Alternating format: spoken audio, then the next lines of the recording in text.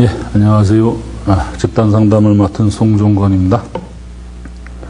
자, 오늘은 집단상담의 강의 두 번째 시간입니다. 두 번째, 집단상담의 목적과 목표, 그리고 집단상담의 장단점, 집단상담과 개인상담의 비교, 이 세 가지를 조금 더 바라보도록 하겠습니다. 우선 집단상담이다라는 것을 이야기를 하기 전에, 집단상담은 전에도 이야기를 했지만 생활과제 등으로 어려움을 겪는 사람이다 그랬거든요. 자, 그런데 사람을 가지고 있는 요소로 이렇게 생각을 하면 크게 세 가지 요소로 생각을 할 수 있습니다. 하나는 사고, 인지라고도 이야기를 합니다. 하나는 정서, 느낌, 감정이라고도 이야기를 하죠. 또 하나는 행동입니다. 중요한 것은 사고나 정서가 어떤 것이 먼저고 어떤 것이 나중인지는 잘 모르겠지만 요것들은 눈에 보이질 않는데 반해서 이제 행동으로 표출되어지면 요것은 이제 외현적인 거다라는 겁니다. 외현적인 거다. 그렇지만 이 행동에 영향을 미치고 있는 것이 틀림없다고 믿어지는 이 사고나 정서가 각 사람들마다 가지고 있어요.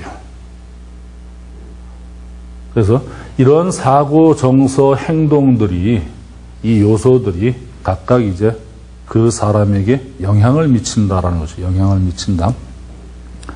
그런데 이 사고 체계, 정서 체계, 행동 체계를 제대로 이해해야만 우리는 자기를 제대로 이해하고 있다라고 볼 수 있다는 거죠.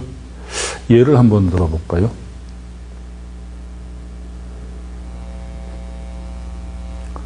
자, 3살짜리 딸아이가 아빠가 들어오는 모습을 보면서 얼른 뛰어가면서 아빠한테 안기려고 아빠 하고 부르며 뛰어갔습니다.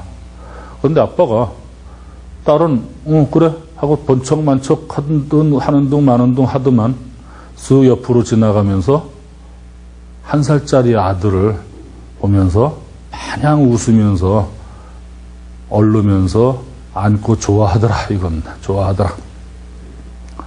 자, 그때 사고나 정서가 어떤 게 먼저인지는 잘 모르겠는데 예를 들어서 거의 동시에 일어나는 거다라고 보여지니까 생각을 해봅시다. 그때 그 딸아이는 어떤 생각을 했겠느냐 이겁니다. 어떤 생각을 했겠느냐. 우리 아빠는 아들만 이뻐해 라고 생각할 수 있을 겁니다. 또 나는 사랑받지 못하는 아이야. 나는 이 집에서 필요가 없는 아이야. 이런 모든 것들은 다 저 녀석 때문이야 등등등을 생각을 하지요. 자, 그 중에서도 그 생각은 전부 다 사람마다 각기 다른 생각을 하게 됩니다. 그런데 예를 들어서도 아빠는 아들만 더 이뻐해 라는 생각을 하더라도 거기서 느끼는 정서는 어떤 아이는 화가 올라오기도 하고요. 그래서 막 아빠에 대한 화를 갖게 됩니다. 분노를 갖게 돼요. 또는 아빠는 아들을 더 이뻐해 라고 하는 순간 생기는 나는 딸이다라고 하는 열등감이나 무력감이 생길 수도 있어요. 자기 자신에 대한 비효능감 같은 것들이 생길 수도 있고요. 자, 똑같이 우리 아빠는 아들을 더 이뻐해 라고 생각을 한 사람도 거기서 겪어내는, 찾아내는, 선택하는 정서들이 다 다르다 이겁니다. 예를 들어서 아빠는 아들을 더 이뻐해 라고 생각을 하고 그래서 화를 갖는 아이가 있다고 하더라도 이 아이들은 또 각각 행동을 다르게 합니다. 어떤 아이는 화가 나면 방문을 걸어 잠그고 울고 어떤 아이는 화가 나면 더 열심히 먹어대고 어떤 아이는 밖에 나가서 다른 아이들과 대판 싸우고 어떤 아이는 그 대신 더 엄마한테 이쁨 받기 위해서 쫓아다니며 엄마한테 아양 떨고 하는 등의 행동들이 다 다르다 이겁니다.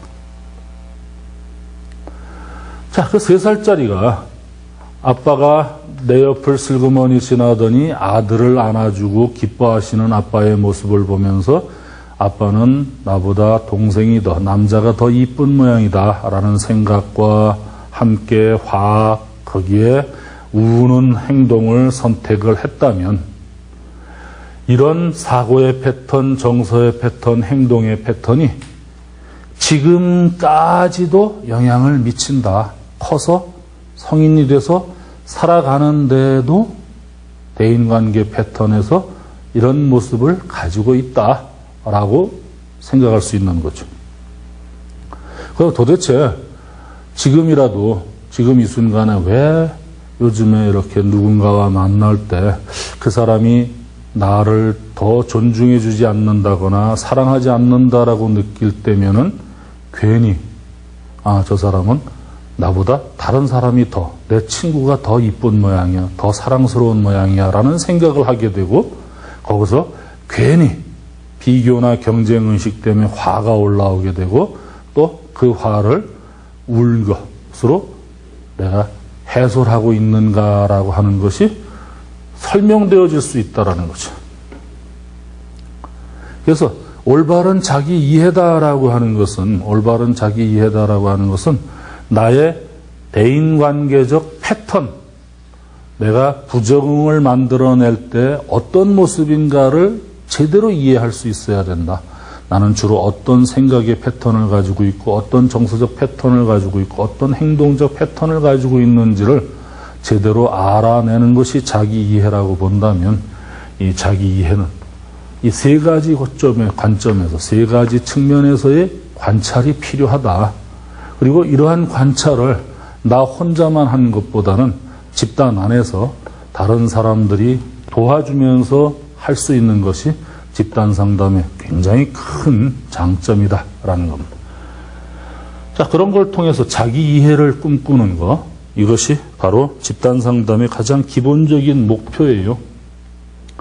그런데 예전에는 그렇게 살았지만 그것이 결국에는 내가 아빠한테 어떻게 하면 더 조금이라도 사랑받을 수 있을까? 나보다 더 힘이 있다고 믿어지는 그 사람에게 어떻게 하면 더 이쁨 받을 수 있을까에서 비롯된 행동이다.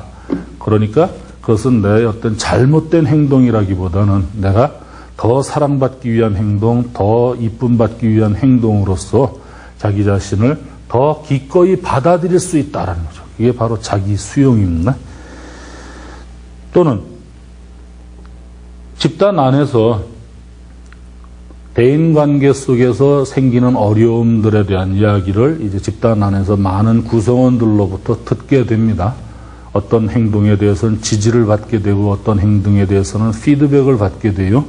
자, 그 지적이라는 피드백을 통해서 나는 이제 대인관계 안에서 이러이러한 행동은 변화시켜야 되겠구나라는 생각을 갖게 되고 자기 자신의 의지로 선택을 하게 되고 그럼으로써 자기 행동의 주체가 곧 바로 자기 자신이라는 걸 깨닫게 되고 자기 관리의 능력이 향상될 수 있다라고 하는 거죠. 그래서 바로 자기 이해, 자기 수용, 자기 관력 능력의 향상을 통해서 결국에는 자신이 지금 현실적으로 닥쳐든 문제, 대인관계의 문제라든지 가정 안에서의 문제라든지를 해결해낼 수 있고 그리고 그러한 것들에 대한 통찰과 인격적 성장을 도모할 수 있다라는 게 바로 집단 상담의 첫 번째 목적이다. 그 다음에 두 번째로는 자기 통제, 문제 해결 및 의사결정 능력을 개발하고 개인의 관심사와 생활상의 문제에 대한 객관적 검토와 그 해결을 위한 실천적 행동의 습득이다. 그 이야기는 잘 아시겠지만 아까 이야기한 자기관리라고 하는 것하고 그 다음에 문제가 생기면 이제 문제를 문제를 바라보는 눈이 있어요. 문제를 바라보는 눈은 나라는 사람이 바라보는 눈과 다른 사람들이 바라보는 눈들이 다 다르다 이거죠. 자, 이렇게 서로 다른 관점을 충분히 들으면서 이 관점들을 충분히 감안하면서 그렇다면 이 문제를 어떻게 해결해 나갈 때 바람직한 건가에 대한 것을 보다 더 바람직하고 보다 더 기능적인 문제 해결 방법을 생각해낼 수 있고 또 집단 안에서 그런 것들을 실천해 볼 수 있는 집단 상담이라는 것은 어디까지나 이제 실험실 집단이기 때문에 그 안에서 내가 실제로 실천해 볼 수 있고 그것을 통해서 지지를 받거나 아니면 부정적 피드백 등을 통해서 그 행동의 지속적인 유지라든지 아니면 소거라든지 수정이라든지를 할 수 있는 계기를 만들어낼 수 있다라고 하는 게 두 번째 목표다라는 겁니다. 다음 세 번째는 보다 바람직한 자기관리를 통하여 집단 생활 능력과 공감적 경청 능력 및 의사소통 능력 등 대인관계 기술을 습득하고 이러한 능력을 가정, 학교, 직장 등 다른 사회적 장면에서도 발휘할 수 있다라고 하는 겁니다. 자, 집단 안에서 사람은 아까도 말씀드렸지만 사고, 정서, 행동을 각각 다른 사람들이 한 집단에 모였습니다. 자, 그럼 각각의 사람들은 각각의 다른 사고적 기저, 정서적 기저, 행동적 기저를 통해서 이야기를 해요. 자, 그러면 그 이야기를 내가 제대로 알아들으려면은 지금껏 내 입장에서만 듣던 태도로부터 이제 상대 입장에서 듣는 법을 배우기 시작을 합니다. 상대 입장에서 들으면서 아, 당신은 정말 이런 생각을 갖고 있었는데 지금 이렇게 외부 현실이 지각이 돼서 정말 기분 상태가 이렇겠구나라는 것을 이해하게 되고 납득하게 되지요. 거기서 우리는 공감적 경청 능력이 향상된다.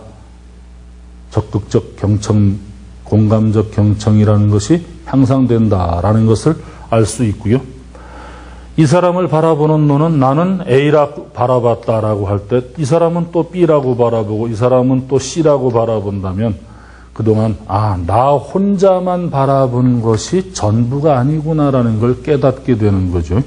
그래서 나 혼자만 저 사람을 판단하고 그 사람을 단정지었던 것으로부터 여러 사람의 이야기를 들으면서 상대를 바라보는 눈을 보다 더 기능적으로 효율적으로 바라볼 수 있는 능력을 갖추게 된다는 겁니다.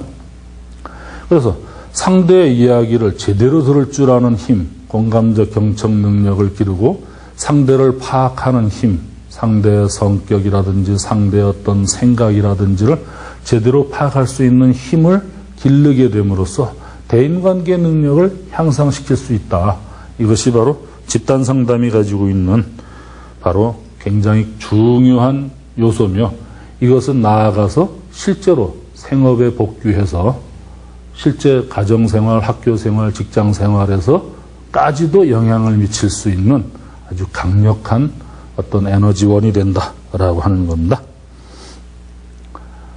자, 그럼 이런 것들이 바로 집단 상담의 목표인데 이런 집단 상담은 어떤 장점이 있느냐라고 하는 겁니다. 집단 상담은 어떤 장점이 있느냐. 그래서 우선 집단 상담의 장점으로는 첫째, 내담자들은 개인 상담보다 집단 상담을 더 쉽게 받아들인다라는 장점이 있습니다. 여러분들도 딱 상담을 받으러 가야 되겠다라고 생각을 하고 어느 상담실을 찾아간다는 걸 상상을 해 보십시오. 혼자 나의 어떤 개인 내적인 고민을 토로하기 위해서 찾아간다. 그때 필요한 용기부하고 집단 상담을 집단이라는 걸 통해서 나 혼자뿐만이 아니라 10여 명 정도 되는 사람들이 똑같은 처지에 있는 사람들이 있다. 똑같이 자신의 문제를 공개도 해야 되고 그 문제에 대해 토로도 해야 되고 그것에 대해 어떤 피드백도 들어야 되는 그러한 자리가 있다라고 한다면 여러분들은 어떤 게 더 편안하시겠어요? 그야 무르나 마나 혼자 하는 개인 상담보다는 집단 상담이 훨씬 더 참여하기가 쉽다라고 하는 겁니다. 그래서 대부분의 내담자들이 그 집단 상담은 조금 더 편안한데, 왜? 나중에도 나오겠습니다만 관망만 하고도 나올 수 있는 그런 상태이기 때문에 필요하면, 여차하면 자기 자신은 공개하지 않고 위협을 느낄 때에는 관망만 하다가 나올 수도 있다라는 생각 때문에라도 개인 상담보다는 집단 상담이 훨씬 유리하다라는 겁니다.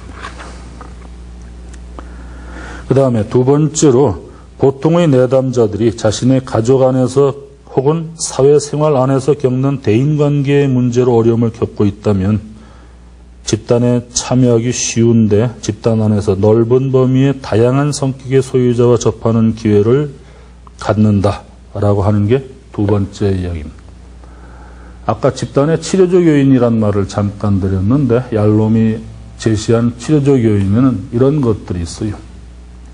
이 집단 안에는 가만히 보면 모든 사람들이 다 각각의 성격을 가지고 있는데 그 안에는 내 아버지의 성격도 있고 내 어머니와 비슷한 사람도 있고 어떤 부분은 꼭 내 배우자의 성격과 비슷한 사람도 있고 해서 요 안에서 예전의 어떤 가족 관계를 재체험할 수 있다라는 겁니다. 재체험할 수 있다.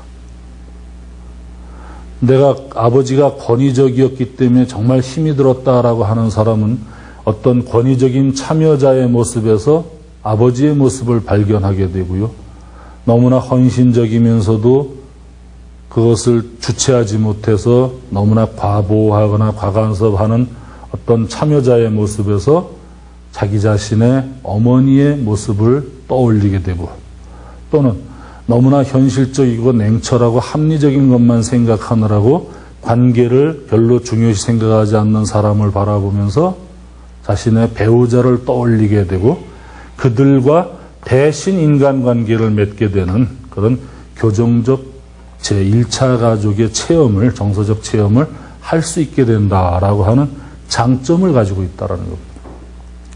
그래서 실제로는 아버지한테 대들어보지 못했으면서도 집단 안에서 대들어봄으로써 흡사 나중에는 아버지한테 대들었던 만큼의 효과, 정서적 카타르시스를 경험하게 되고 그런 헌신적인 어머니한테 제발 나를 어린애처럼 더 이상 보지 말아달라고 이야기를 할 수 있는 그런 기회를 갖게 됨으로써 어머니에 대한 어떤 생각을 또 다르게 할 수 있는, 재체험을 할 수 있는 기회가 된다. 합리성만 추구하는 배우자의 모습을 닮은 그 집단원에게 차마 남편에게, 배우자에게 하지 못했던 이야기를 대신 할 수 있는 그 정서적 카타르시스를 경험할 수 있다. 뿐만 아니라 이것이 또 직장, 하나의 소우주로서, 소사회로서 내가 겪을 수 있는 모든 사람들의 성격적 특성을 거의 한 면에서는 대변하고 있다. 그런 사람들과 집단 안에서 뭔가를 체험을 할 수 있다. 그 체험을 통해서 나아가서 조금 더 다른 어떤 시도를 해볼 수 있다라고 하는 것은 굉장히 중요한 요소일 겁니다. 그 다음 세 번째로 집단 상담은 시간, 에너지 및 경제적인 면에서도 효과적이다라고 이야기를 했습니다. 보통 개인 상담이다라고 하는 것은 접근법에 따라, 관점에 따라 조금 다르긴 합니다만은 뭐 짧게는 1회 내지 2회는 단회 상담을 생각할 수도 있고 또는 뭐 10회나 20회 정도를 가정을 한 뭐 인지치료나 뭐 어떤 접근 방법으로 생각할 수 있을 겁니다. 그러나 예전에 그 정신역동적인 집단 상담을 주로 생각을 한다면 정신역동적 상담은 과거 내재화까지 끄집어내서 과거사를 탐색하다 보면 굉장히 상담의 기간이 오래 걸리는 것이 보통입니다. 그래서 뭐 1년, 2년 정도 상담하는 것이 거의 기본적인 것들이죠. 그런데 매주 1회씩 1시간씩 1년이건 2년이건 시간을 낸다는 것, 그건 정말 쉽지 않은 일입니다. 그보다는 어쩌면 3박 4일, 4박 5일이라는 시간을 좀 집중적으로 내더라도 그게 더 효율적일 수 있다. 경비면에서도 마찬가지. 요즘 실제 현장이, 상담 시장이 보통 시간당 아주 적게 받는 3만 원서부터 정신과 쪽에서 상당히 좀 많이 받는다라고 하시는 분들은 50분 정도에 15만 원 정도를 받고 계시는 게 보통의 현실인데, 집단 상담 4박 5일 정도 45만 원 정도의 비용을 가지고 4박 5일이라는 시간, 약 40시간 정도를 상담을 받을 수 있다. 그것도 대인 관계 안에서 겪는 그런 체험을 할 수 있다라고 하는 것은 경제적으로도 상당한 이점을 가져다 줄 수 있다라는 거죠. 그 다음에 네 번째로, 집단 상담은 현실적이고 실제 생활에 근접한 사회 장면을 제공한다 라고 이야기를 했습니다. 자, 아까도 말씀드렸지만 이 구성원들 안에서 집단 상담은 거의 어떤 모델이든 간에 여기서 지금 여기에서의 나의 느낌을 주고받는 그러한 과정을 하게 됩니다. 그럼으로써 바로 이 사회 안에서 겪을 수 있는 어떤 장면들을 연출하게 되는 거죠. 그것이 바로 우리가 생활 속에서 겪는 장면과 별로 다르지 않다라는 겁니다. 별로 다르지 않은 그런 장면을 체험하게 된다. 그래서 그런 장면 안에서 실제로 내가 무엇을 하고 싶은가에 초점을 두고 하면서 실제 사회로 복귀를 하면서 내가 행동을 변화시키거나 수정시킬 수 있는 어떤 힘과 에너지는 더 커질 수 있다라고 할 수 있는 거죠. 다섯 번째로, 집단 상담의 참여자들은 같은 내용이라도 개인적인 조언은 거부하거나 저항하지만 동료들의 집단적인 공통 의견은 잘 받아들이는 경향이 있다라고 이야기를 했습니다. 잘 아시는 이야기겠지만은, 예를 들어서 당신의 이러이러한 행동은 다른 사람들한테 이렇게 받아들여져서 불쾌하니까, 어떠니까, 어떤 기분이니까 어떻게 좀 바꿨으면 좋겠다라고 하는 것을 한 사람이 이야기를 하면은, 이 이야기를 들으면서 바로 저 사람은 상당히 건방지네라든지, 아니면 저 사람이 뭔데 나한테 이런 조언이나 충고를 하지? 라든지, 아니면 상대적인 열등감을 느낀다든지 불쾌감을 느낀다든지 해서 실제로 이 사람이 이야기를 하고자 하는 내용을 제대로 받아들이기보다는 다른 것을 받아들이기가 쉽습니다. 그런데 한 사람만 그렇게 봤다는 것이 아니라 여러 사람이 같은 눈으로 바라봤다라고 할 적에는 아무래도 이건 내가 어느 한 사람의 얘기가 아니라 여러 사람의 얘기네. 그렇다면은 내가 이 말을 무시할 수는 정말 없는 노릇이네. 그러면 내가 어떻게든 좀 달라져 봐야 되겠네 하는 어떤 그런 동기를 좀 더 불러일으킬 수 있다라는 거죠. 그래서 한 사람의 개인적인 조언은 별로 좋아하지 않더라도 집단 안에서 행해지는 조언과 서로의 격려, 이런 것들은 귀중히 받아들이는 경향성들이 있다라는 겁니다. 그 다음, 집단 상담은 새로운 행동, 문제 해결적 행동을 보다 구체적으로 실천하여 현실 검증의 기회를 제공한다라는 거죠. 자, 지금 당장 부부 안에서의 문제가 있다. 그럼 부부 안에서 문제가 있는 사람은 이 집단 안에서 자신의 배우자와 비슷한 유형과 역시 갈등을 겪게 됩니다.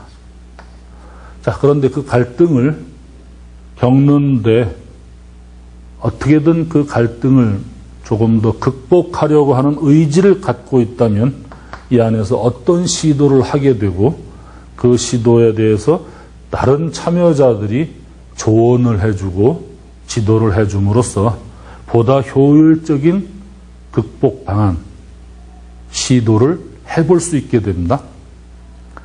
자, 그것을 실제적으로 해결하고 나면은 이제 나중에 가정으로 돌아갔을 때 부부 안에서의 문제를 보다 더 실제적으로 해결할 수 있는 힘이 더 커질 수 있다라는 거죠. 그것이 바로 그 현실 검증의 기회를 제공한다라는 겁니다. 7번째, 개인 상담에서는 단 한 사람의 상담자뿐이지만 집단 상담에서는 성원들이 상호간에 경청하고 수용, 지지하고 대면하여 해석해 줌으로써 상담자의 역할을 담당하게 된다라고 하는 겁니다. 물론 집단 상담을 처음 시작을 할 적에는 대부분의 사람들이 자신의 문제를 어떻게 내놓으면 좋은가조차도 잘 모르는 그런 경우들이 많습니다. 물론 집단 상담에 여러 번 참여한 사람들은 다르겠지만 그러다 보면 집단이 성숙하게 되면 차츰 공감적 경청의 능력이 생기게 되고 또 상담자의 효율적인 직면을 학습하게 됨으로써 자기들 안에서도 노력을 한다는 거죠. 공감적 경청을 하고 효율적 직면을 자꾸 시도하게 됩니다. 결국에는 집단 상담이 끝나갈 때쯤 되면은 이 안에 있는 모든 성원들이 바로 상담자의 모습을 담게 되고 상담자가 가지고 있는 어떤 기술들을 익히게 된다. 모델링을 통해서 익힘으로써 서로가 서로의 상담자의 역할을 해줌으로써 상담자가 한 사람인 개인의 뿐보다는 집단 상담 안에서는 지도성 문제가 상당히 더 효율적이 될 수가 있다라고 하는 것이 바로 집단 상담의 장점이지요. 8번째, 집단 과정에 참여하면서 관망도 가능하다라고 이야기를 했습니다. 아까 이 말씀드린 것처럼 자기 자신이 아직 준비가 덜 되어 있다, 그리고 마음이 안정이 덜 되어 있다 싶을 때에는 집단 상담에 참여를 하면서 그냥 관망하는 정도로 참여할 수 있다라는 겁니다. 그러다가 차츰차츰 마음이 안정이 되고 용기가 생기면 그때 집단에 참여해도 늦지 않는다라는 겁니다. 자, 그렇지만 이런 집단 상담도 나름대로 몇 가지 단점을 가지고 있는데, 첫째, 상담 집단에서는 특정 내담자의 개인적인 문제가 충분히 다루어지지 않을 가능성이 많다라고 하는 겁니다.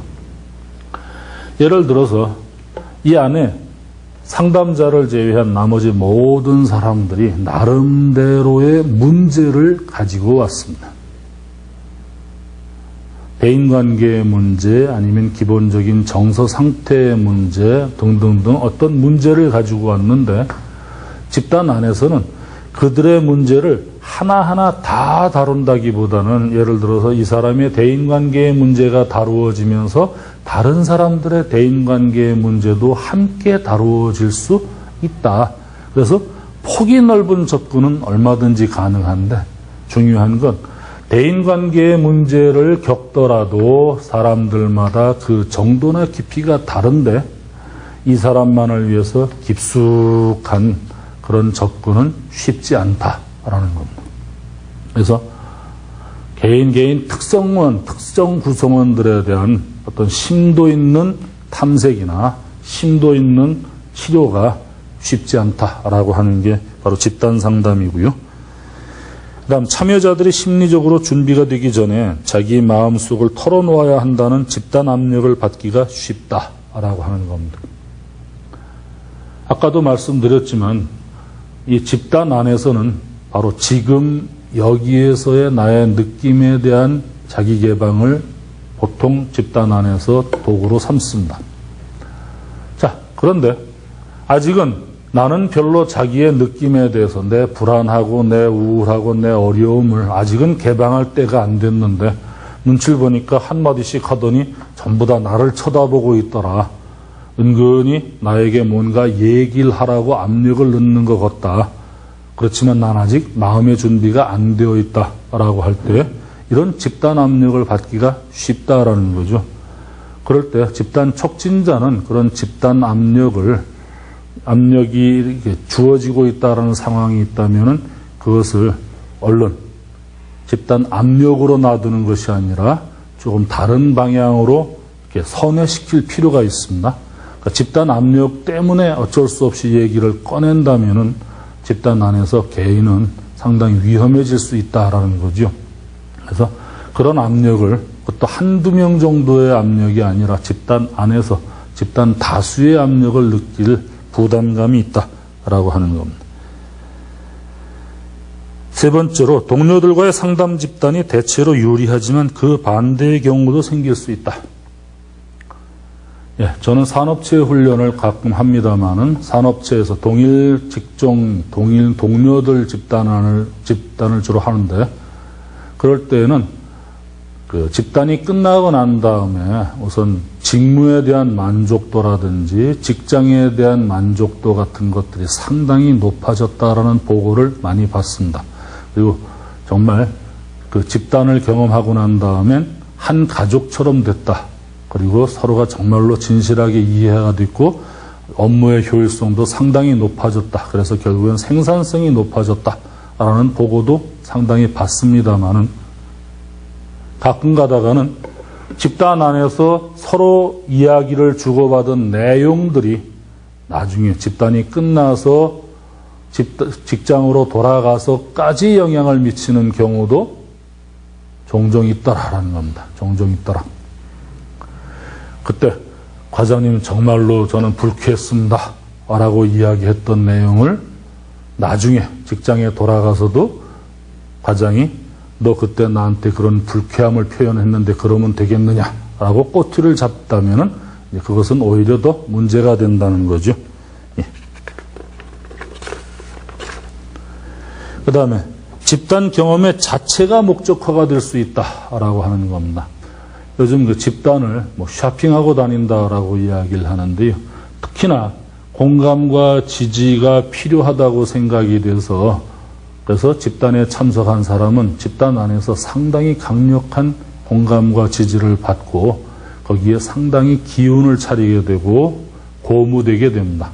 그런데 그러다가 흔히 약발이 떨어질 때쯤 되면은 다시 자기 효능감이 떨어지고 자기 만족도가 떨어지면서 집단을 찾게 되는 경우, 그런 경우들이 있게 되고, 그래서 기운이 떨어질 만하면 집단을 찾는 이런 사람들이 생겨나게 되는데, 그 사람들이 바로 집단 자체가 목적화될 수 있는 사람들입니다. 그 다음, 모든 사람에게 적합하지는 않다. 아까도 말씀드렸지만 굉장히 반사회성이 높은 사람이라든지 의심증이 심한 사람이라든지 지나치게 폭력적인 사람이라든지 적대적인 사람, 이런 사람들한테는 어울리지 않는다. 그분들한테는 차라리 개인 상담이 적합하다라는 겁니다.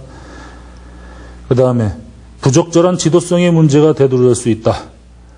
이 문제는 집단 상담의 상담자가 충분한 능력을 갖추거나 충분한 기술을 갖췄으면 모르겠는데 그것에 대한 효과적인 검증 도구가 없고 그리고 그것을 걸러낼 만한 상담자의 능력을 걸러낼 만한 제도적 장치가 없는 이런 때에 아직은 충분한 상태, 능력이 되지 않는 사람들의 집단을 실시하는 경우들이 있습니다. 그래서 정말 다뤄야 될 것들을 제대로 다루지 못해서 집단을 다녀오고 나면은 오히려 더 어려워지는 그런 경험을 하게 되는 사람도 많이 있다. 그게 바로 부적절한 지도성의 문제입니다. 개인 생활의 균열을 경험할 가능성이 있다라는 겁니다. 자, 우리는 집단 상담을 통해서 자기가 그동안 갖고 왔던 가치관이라든지 아니면 개인만의 어떤 신념 체계들이 와해되어지고 그리고 새로운 신념들이 생겨날 수도 있습니다. 그러나 그것들이 내 안에 완전히 정착해서 내 것이 될 때까지는 그 안에서 오히려 더 혼란이 가중되어지고 더 힘들어질 수도 있다라는 이야기입니다. 그래서 집단 상담의 장점과 단점은 그렇고요.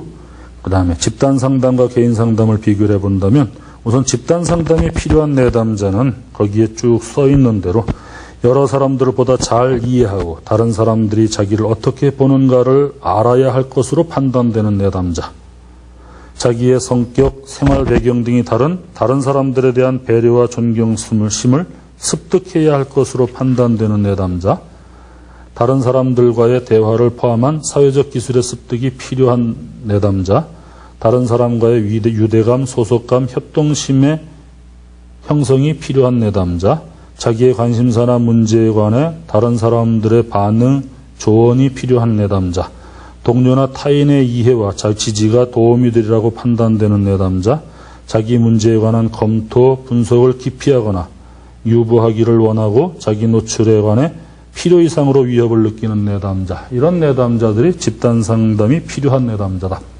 다시 말하면 거의가 대인관계 안에서 부정을 보이고 있는 내담자들에게는 집단 상담이 오히려 더 필요하다라는 겁니다. 개인 상담이 필요한 내담자는 가지고 있는 문제가 위급하고 원인과 해결 방안이 복잡하다고 판단되는 내담자, 내담자 자신과 관련 인물들의 신상을 보호할 필요가 있는 경우, 자아개념 또는 사적인 내면 세계와 관련해서 심리검사 결과를 해석해주는 면담의 경우, 집단에서 공개적으로 발언하는 것에 대해 심히 불안공포를 갖고 있는 내담자, 상담 집단의 동료들로부터 수용할 수 없을 정도로 대인관계가 좋지 못한 내담자, 자기 자신에 대한 탐색, 통찰력이 극히 제한되어 있는 내담자, 상담자가 다른 사람들로부터 주목과 인정을 강박적으로 요구할 것으로 판단되는 내담자, 폭행이나 비정상적인 행동을 취할 가능성이 보이는 내담자. 이런 내담자들은 아까 애당초 얘기한 비교적 정상인 사람들이 아닌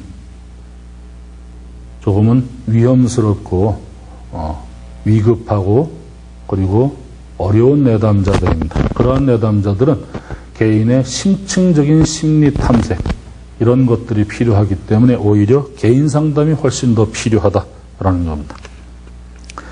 그러나 집단 상담과 개인 상담을 비교해 본다면 우선 공통점은 자기관리, 인격성 통일, 그 다음에 생활 문제 해결, 자기 이해 촉진하는 것들은 집단 상담이 가지고 있고요. 개인 상담도 같이 가지고 있는 공통점입니다. 또 자기 공개, 수용 촉진을 위해 개방, 허용적 분위기를 강조한다든지, 감정을 명료하고 반영하고 해석하는 상담자의 역할이라든지, 사적인 비밀 보장이 필요하다는 것은 바로 공통점에 해당될 것이고, 차이점은 대인관계를 즉각 시도해 볼 수 있고 친밀감 경험을 가질 수 있다라고 하는 것은 개인 상담이 갖고 있지 못한 집단 상담이 보다 더 많이 가지고 있는 요소들의 차이점입니다.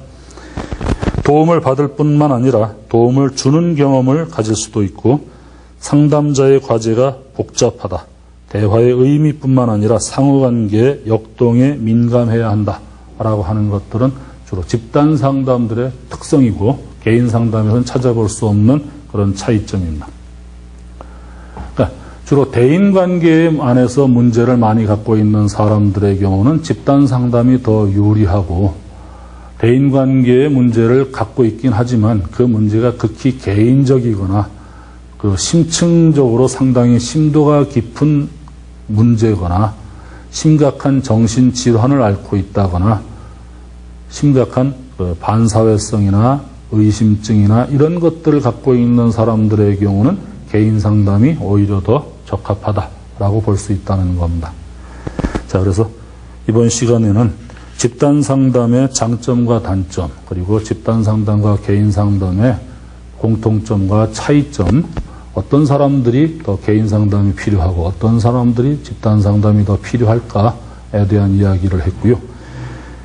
다음 시간에는 집단 상담과 집단 치료는 어떻게 형성되어지고 어떻게 발달되어 갔는가에 대한 이야기를 주로 해보도록 하겠습니다.